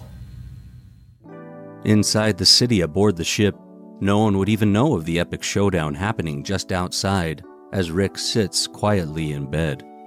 But he's surprised as Minmei, of all people, actually comes through the door, looking every bit a movie star. She comments on how nice the room is, and takes note of the flowers someone had brought him, but apologizes for not looking her best, since she's been working on her movie all day. He asks how she even knew about him being in the hospital, and she tells him about Roy letting her know. Rick swells with gratitude towards his thoughtful big brother, who's always gone the extra mile for him. She makes herself at home on the bed, which was probably a mistake, since she almost instantly starts falling asleep, even though it is by Rick's invitation that she go ahead and snooze for a while. He almost hates how much it warms his heart and lifts his spirits to have her there, since he knows it can't last for long. But in this moment, he is happy. If I could just stay here for a little while. Yeah. I don't understand what's happening to our world, Minmei, or what's going to become of us. But your safety and well-being makes it all worthwhile to me. Let's get on with it! Roy is still holding his own in this intense air battle, but even as he takes out another target, 3 others come in at his blind spot, pelting Skull 1 with laser fire. The shots blast small holes through the craft, but Roy skillfully avoids the worst of it, for the most part. He continues on, tracking his next target. Max had been on his way back to Prometheus, but his new rival was close behind, insisting they continue their aerial ballet, firing and returning fire of lasers, ammo, and missiles, neither one landing a shot on the other. It was then Miriya decided she simply needed to change the battlefield. The Micronians reportedly cared a great deal for their non-military personnel, and she knew she'd have an edge if her opponent felt they were in danger. She speeds off towards the SDF-1, and Max's eyes go wide as he realizes this bandit's intentions, but he won't be able to catch her before... Their ship! It's too late to stop! They're heading this way, Captain! Straight for us! Order all hands to battle stations and seal off the ship.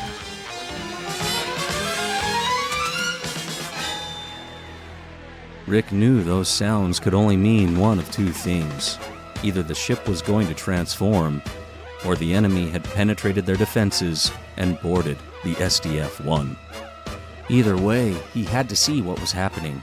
He had to protect Minmei. All the hatches and holds aboard the ship shut off, every bulkhead closed, but Miriya was too quick for one of them. This is it! Run, little man, run. Attention! The enemy has penetrated our defenses. Clear the streets and take cover.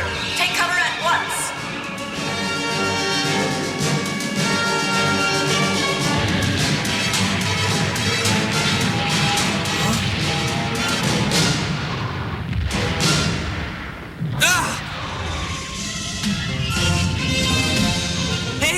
It's Max! Miriya tore through the main streets of Macross City, giving no care to the havoc and destruction she caused, luring the blue fighter into her trap. But what she hadn't counted on was Max knew these city streets well and where to approach to come up on her more quickly than she'd anticipated. He almost casually tosses his gun pod into his right hand, takes careful aim directly at the green-armored Zentraedi, and finally lands a hail of rounds into it. Miriya is knocked down, knowing she had only survived as she'd been hit where her armor is thickest. Still, she'd never been shot down before, and was livid that not only was she now losing her duel, he wasn't finishing the job, lowering his gun pod in challenge to her, daring her to make the next move.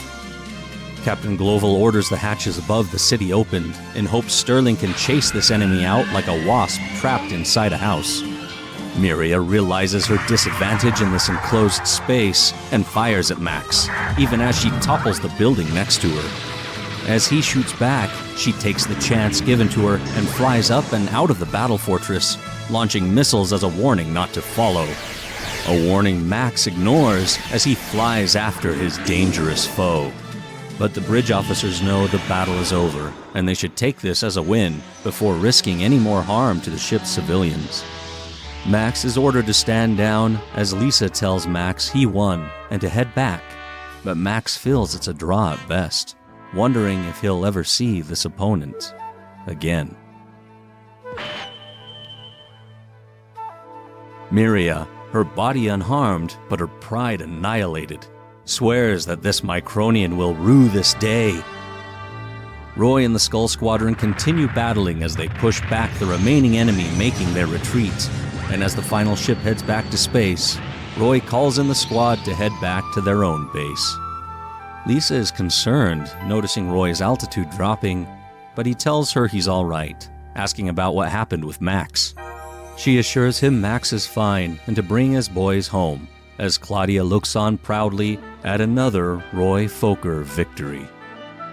Minmei was sleeping soundly until her manager finds her. It seems clear she'd snuck off the set, and he's been looking for her all over town. She's used to his fussiness, but asks where the boy who'd been in the room went. Her manager is alarmed when she mentions a boy, thinking of the scandal, and tells her she doesn't have time for those kind of games. She's got a job to do, and people are waiting. And then he says a line that, for some reason, has always stuck with me throughout my life, no matter what job I've had or career path I've followed. And I've said it often.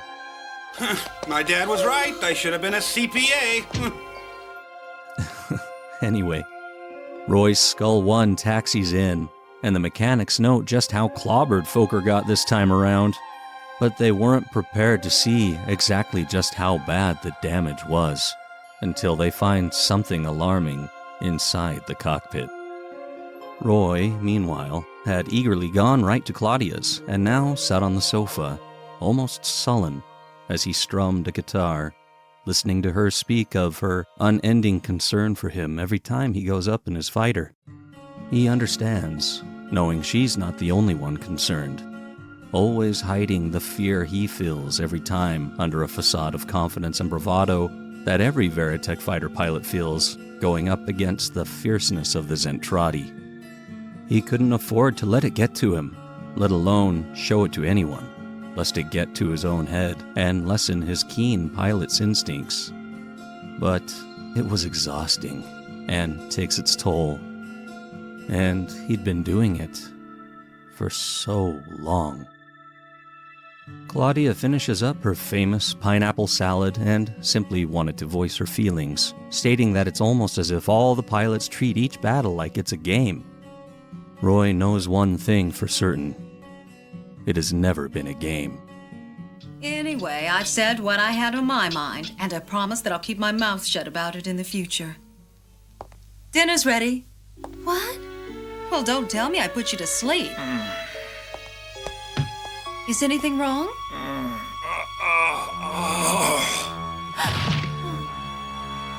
Roy? Roy? Oh, no.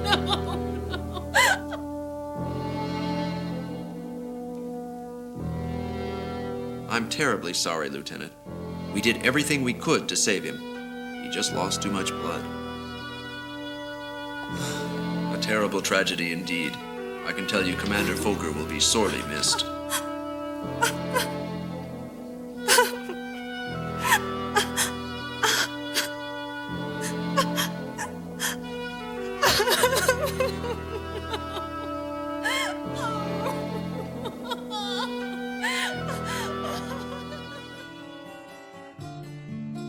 Lisa would have been one of the first to know, whether by monitoring comms, by Claudia's own words, or by casualty roster. But however she found out, she knew someone would have to tell Rick.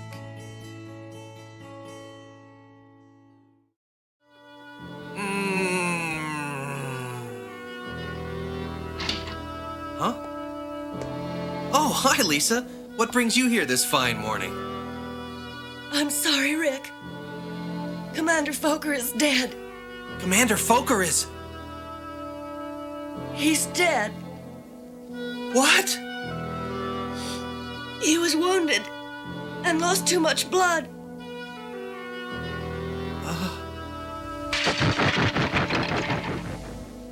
Big brother. My big brother's dead.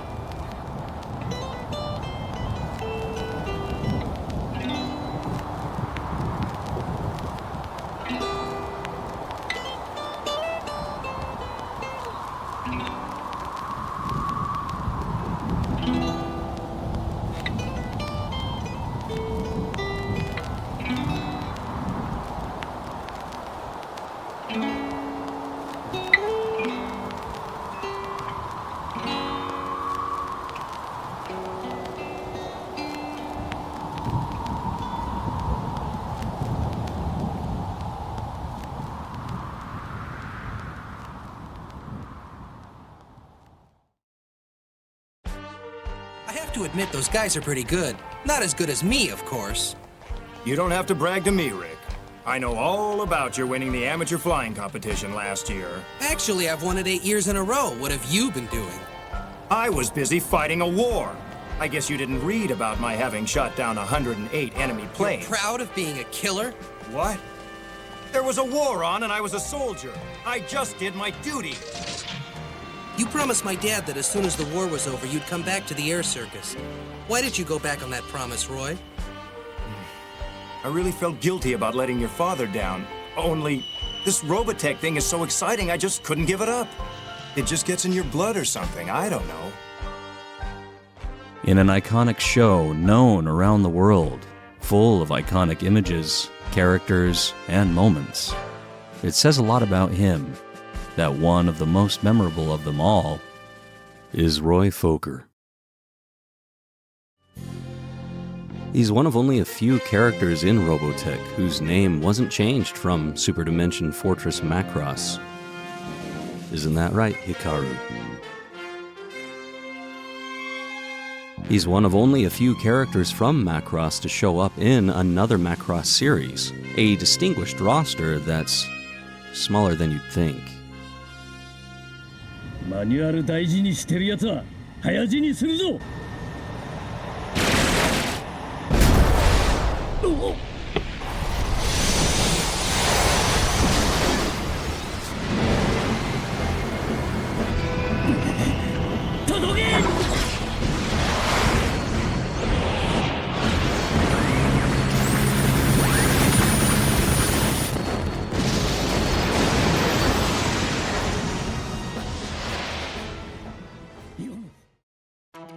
He shows up in the background of that awesome Netflix Voltron series, as do one or two other characters, possibly.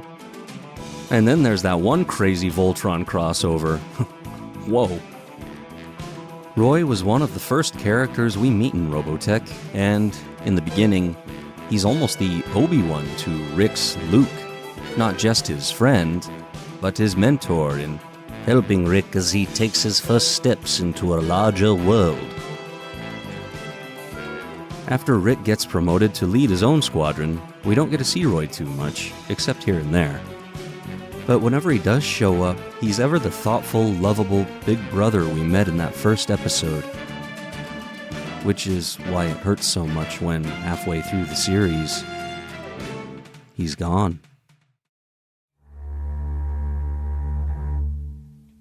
The death of Roy Fokker in Robotech strongly affected any kid who got up early to catch this show, or rushed home from school eager to see what happened next. The episode, Farewell Big Brother, would have aired on television nearly a full year before our generation went through the trauma of witnessing Optimus Prime die on the big screen.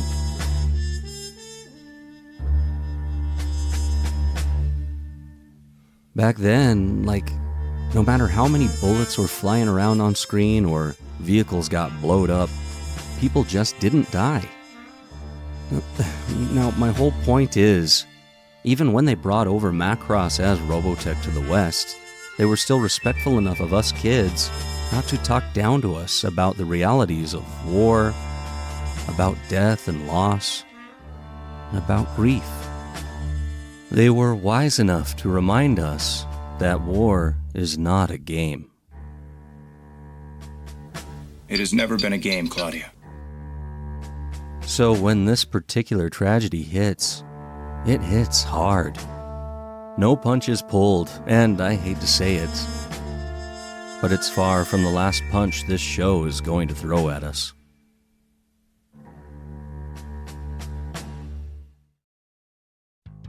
But I've always been curious about Roy and the manner of his death. How much did he realize he was hurt? How well did he know that he was going to die, if he did at all? As far as we could tell, he was such a kind, thoughtful, well-rounded guy, built for leadership and camaraderie, who looked after his men, loved his girl, and was an absolute demon to his enemies. However, it becomes clear later that the Roy Fokker we knew in these first 18 episodes is a very matured version of a rather troublesome youth.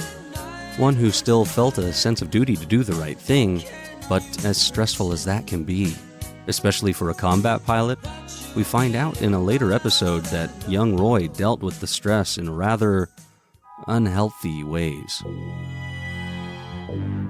In fact, I'd argue that the version of Roy as originally portrayed in Macross was much more blatantly a bit of a womanizer, at least when he was younger, before Claudia.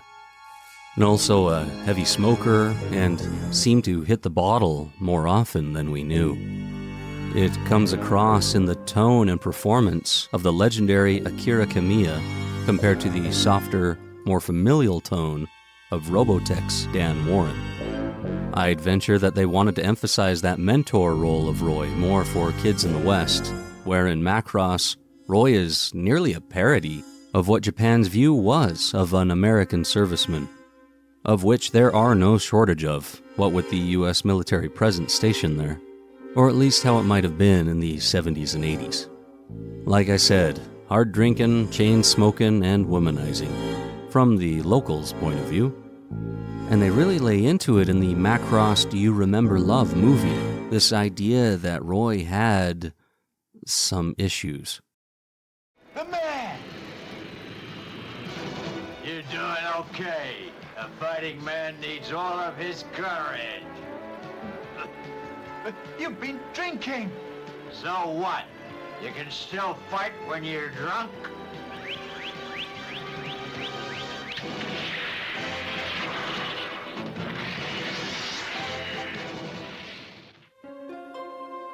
So why would such a talented, confident guy have any of these heavy crutches to lean on, when on the surface, he had it all? Claudia gives us the answer later in the series, when she regales Lisa with the story of how they fell in love when Claudia was shown the real Roy one rainy night. Hi. Sorry to ask you out in this raging rainstorm, but I just had to see you, Claudia. Oh, look at you. You're soaking wet. Oh, don't worry about it. Okay? I shouldn't have come. Boy, is there something wrong? Something wrong?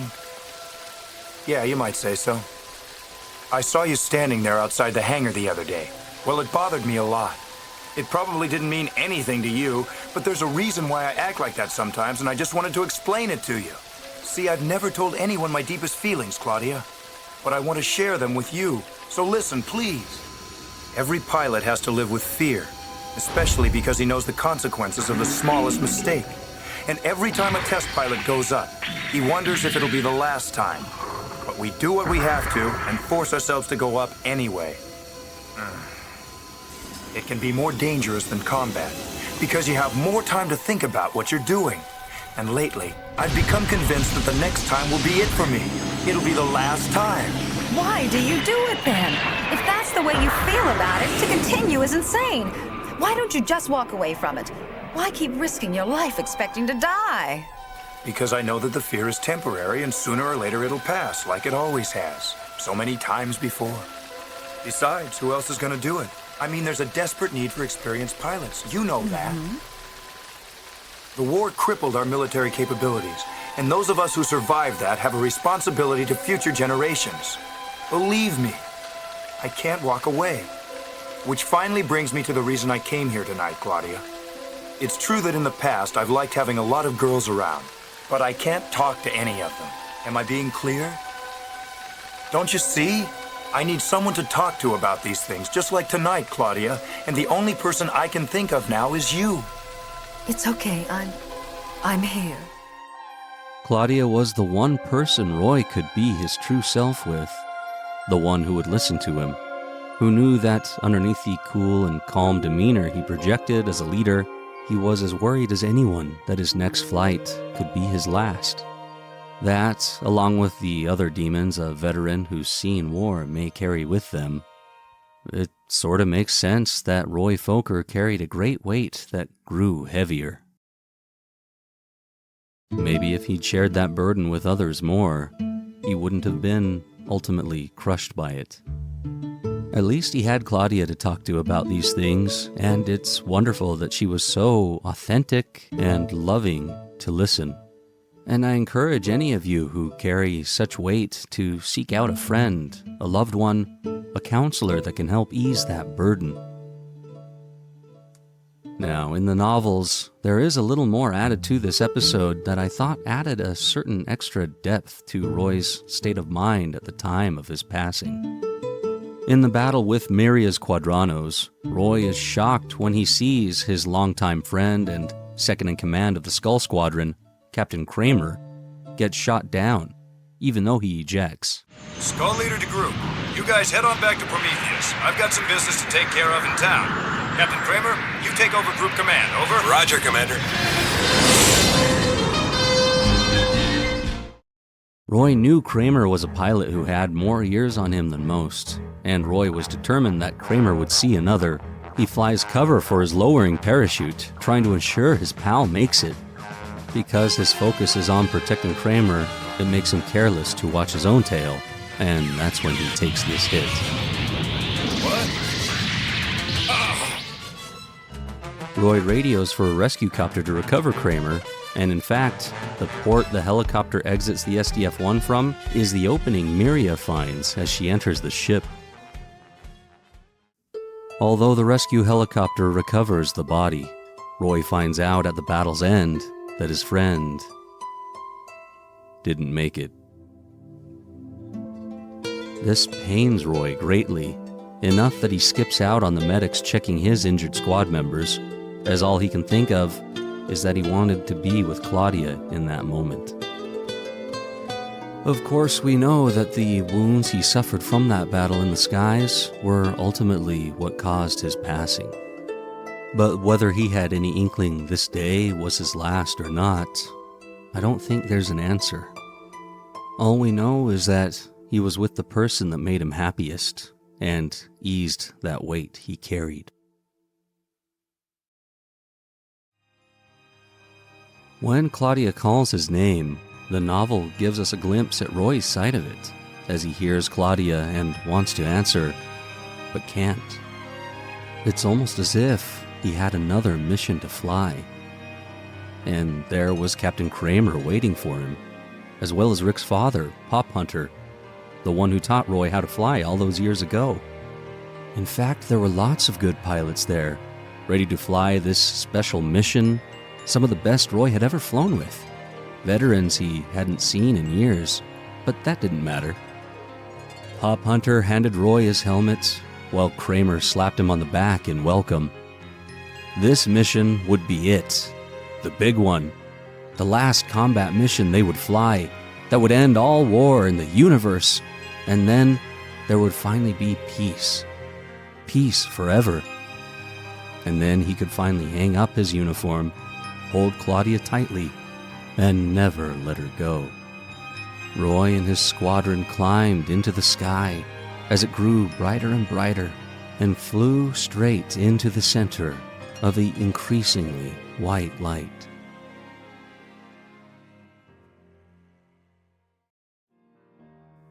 Roy's impact on the series, and all of us who watched it, is immeasurable. I have received a few comments from some of you already mentioning as much. This show taught us about tragedy, adversity, and even joy and love, in a way other cartoons of the era just wouldn't. This episode, really, is the point where this show ceased to be a cartoon and became just real. There's still so far to go, and it's so sad, even making this video, to have to say goodbye to Roy at this point, as Rick, Lisa, Claudia, and the rest still have such a journey ahead. However, as we move on, we shall never forget the legendary Roy Fokker. Farewell, Big Brother.